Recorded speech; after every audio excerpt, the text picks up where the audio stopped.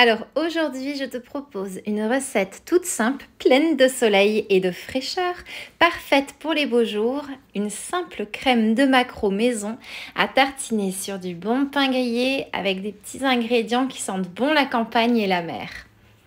Une recette que tu vas adorer car il n'y a pas besoin de cuisson, ce sont des ingrédients de saison, un joli mélange de textures et ce petit truc en plus qui fait que tout le monde en redemande. Je commence par écraser grossièrement 125 g de maquereau à la tomate. Alors ici, j'ai choisi une version légèrement épicée. Tu me connais, j'aime quand ça a du caractère, mais sans que ça prenne le dessus, évidemment. Et je verse le tout dans un grand bol.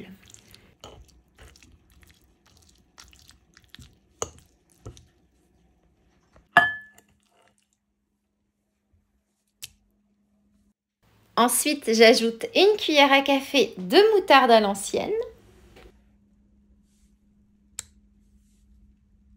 une demi-échalote hachée le plus finement possible,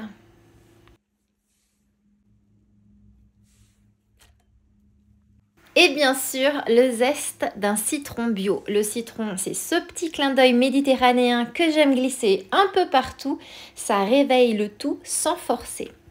Après ça, j'ajoute 60 g de mangue bien mûre coupée en petits dés pour la douceur et 80 g de concombre en petits cubes pour ajouter de la fraîcheur et du croquant.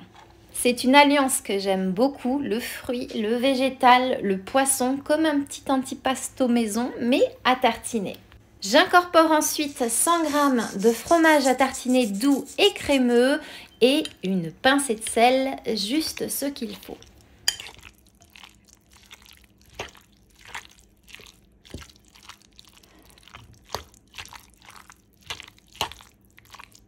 Je mélange le tout.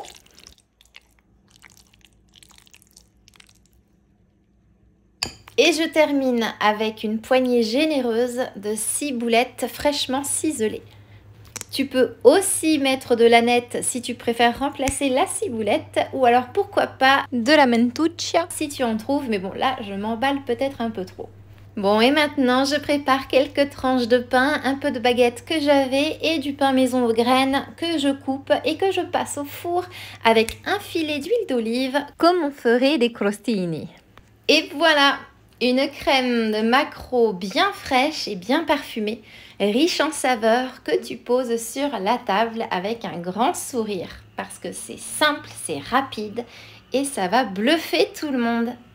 Et pendant que j'étais en train de préparer cette recette, la question que j'avais pour toi était la suivante. Est-ce que tu cuisines toujours dans ton coin au calme? Ou alors est-ce qu'il y a toujours quelqu'un qui passe, qui goûte, qui parle, un peu comme dans les cuisines où ça vit, où ça parle fort et que ça sent bon? Dis-moi tout ça en commentaire et en attendant moi, il ne me reste plus qu'à te souhaiter une délicieuse dégustation.